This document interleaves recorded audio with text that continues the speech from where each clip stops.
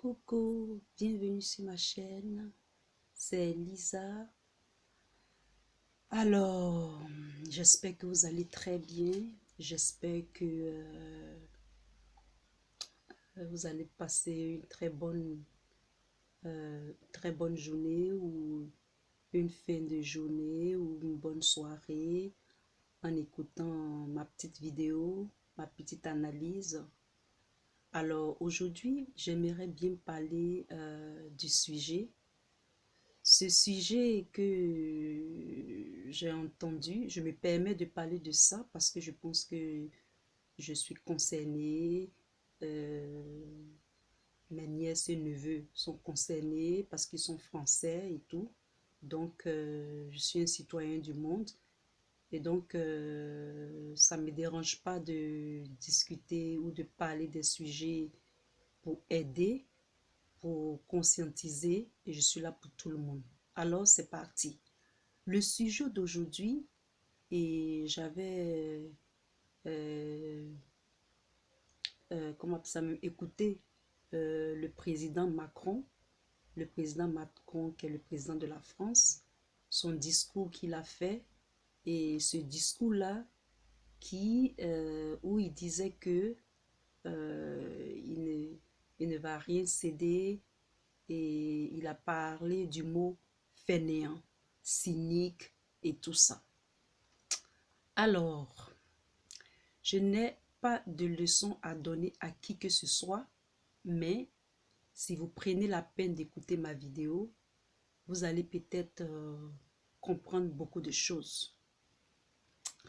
Alors, le président Macron a parlé du mot fainéant, cynique, mais dans son discours, quand j'ai écouté, je me suis dit que, comme la manière, la manière dont moi j'ai compris le sujet, c'est qu'il parlait même de tout, de sa vision même de la France, sa vision même de la politique en France et de la société et tout. Et donc, il y a certains amis français qui ont extrait le mot fainéant et ils ont dit sûrement qu'il parle de la population, des Français et tout ça.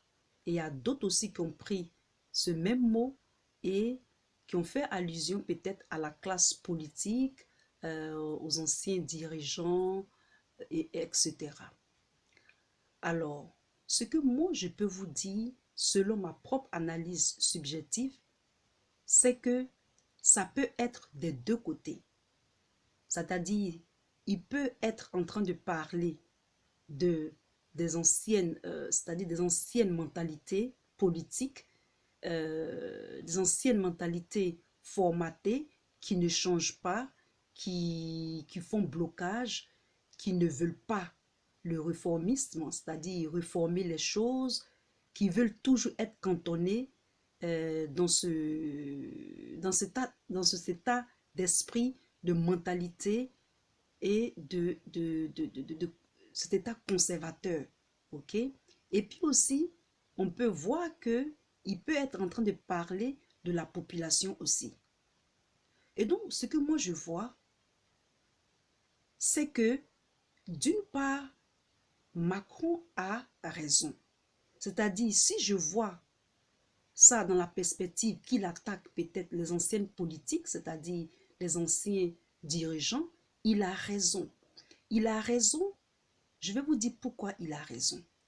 Il a raison parce que lui-même peut-être que quand il veut faire avancer les choses, il voit qu'il y a des blocages. Il voit qu'il y a des... euh, ça n'avance pas.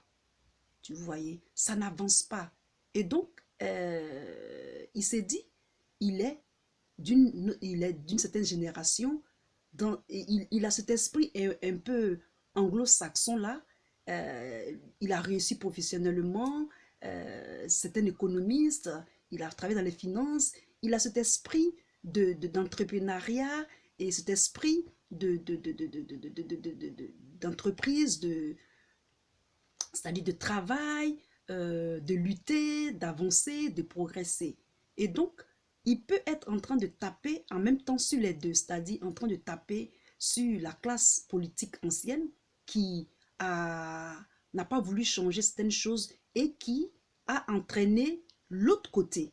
Je ne sais pas si vous comprenez. Qui a entraîné maintenant des gens qui ont été formatés sur ce système, c'est-à-dire les répercussions de leur manière de faire, qui ne veulent pas changer et qui ont entraîné des gens qui ne travaillent pas, qui sont fainéants, mais ce n'est pas de la faute des Français si certains ne veulent pas travailler. Deux fois, il y a des jeunes Français qui ont des idées d'entrepreneuriat, qui ont des idées d'évoluer, mais on ne leur laisse pas la chance. On ne leur donne pas la chance. Ok? Quand ils veulent créer une entreprise, ils ont des idées, ils veulent mettre ça à profit, ils veulent mettre ça de façon, c'est-à-dire matérialiser ça. Carrément, on leur dit c'est tellement difficile de créer qu'ils se découragent. Ok? Qu'ils se découragent. Donc, moi je dis que c'est un discours qui est vraiment qui est à deux sens dans la compréhension. On ne peut pas en vouloir au président Macron comme on ne peut pas l'en vouloir ou l'en vouloir. Il faut voir ça au-delà de ce qu'il est en train de dire. Au-delà de ce qu'il est en train de dire. Moi, c'est comme ça que je comprends. S'il le dit, c'est qu'il y a quelque chose derrière. Il y a quelque chose derrière. S'il y a certains Français qui ne travaillent pas et qui parlent de fainéantisme, c'est comme ça qu'on leur a fait faire. C'est-à-dire qu'on leur a obligé à être fainéants. Sinon, il y a des Français qui ont travaillé toute leur vie, qui ont eu des droits, qui ont eu aussi des devoirs. Il y a des jeunes Français qui veulent créer des entreprises et qu'on ne veut pas qu'ils ils ne font que penser, ils ne peuvent pas aller au-delà de leurs pensées, ils ne peuvent pas matérialiser leurs rêves en créant quelque chose. Donc, quelque part, le président Macron, les gens voyaient ça comme s'il avait insulté. Certains Français voyaient ça comme s'il les avait insultés. Si on pense, on enlève ça du contexte, ça peut donner cette impression-là. Ça peut donner cette impression qu'il a insulté, il a parlé mal, il a parlé de façon méprisante certaines personnes qui ne travaillent pas ou certaines personnes qui sont obligées même de subir, c'est-à-dire de subir cette manière-là, c'est-à-dire d'accepter même d'être chômeur. C'est-à-dire, ok, ça ne change pas depuis des années, c'est comme ça, bon, on reste comme ça dans cette monotonie-là. On reste comme ça dans cette monotonie-là. Donc, mes chers amis français, ne voyez pas ça sur un seul angle, voyez ça sur les deux angles. Et comme il veut changer, il a l'esprit un peu anglo-saxon, il a l'esprit d'entrepreneuriat, il a l'esprit de changement avec le code du travail et tout ça. Il veut changer les choses, il veut réformer les choses. Donc, soyez prêts. Le président Macron, vous allez lui dire un jour merci parce que le monde est en train de changer. Mes amis français, c'est ce que vous devez comprendre. Le monde est en train de chambouler. Ce ne sera plus comme avant. C'est pour cela que quelque part, ne vous en prenez pas au président Macron. Il lui voit des choses. Ne prenez pas ce que les présidents disent de façon littérale. Et c'est ce que je disais dans une autre de mes vidéos. Ne prenez pas ce que les présidents disent de façon littérale. Parce que ce que eux, en tant que présidents de toutes les nations dans le monde, quand ils se réunissent et ils parlent, c'est ce qu'ils disent entre eux que deux fois, certaines phrases glissent de leur bouche et ils nous disent, nous qui ne tiens pas à leur réunion. Donc ne prenez pas les choses de façon littérale. S'il le dit, il sait pourquoi il dit ça. Il sait pourquoi il dit ça. Il est en train de vous warning, c'est-à-dire il est en train de vous mettre en garde. Il est en train de vous dire que, mais j'ai écouté son discours, il est en train de vous mettre en garde. Le monde a changé. C'est en train de changer. Il y a des gens qui ne voyagent pas. Il y a des gens qui ont la chance de voyager. Et donc, quand un président fait un discours comme ça, il a été élu, ça n'a même pas duré, et il avance des discours comme ça. Donc, ne prenez pas ça de façon littérale. Analysez ce qu'il est en train de dire. Ne vous énervez pas. Ne vous énervez pas, ça ne sert à rien de s'énerver. Ne prenez pas ça de façon littérale. Analysez, ça peut être des deux côtés, c'est-à-dire du côté de la classe politique, et ça peut aussi du côté de la société, c'est-à-dire de la population, des gens qui vivent avec le RSA, ou des gens qui ont du mal à trouver du travail, ou bien vraiment de fainéants, vraiment. Donc, ne voyez pas ça en mal. Commencez, au contraire, ça doit vous motiver à savoir qu'est-ce qu'il voulait dire par là. Pourquoi il dit ça? Ok? Pourquoi il tient de tels propos?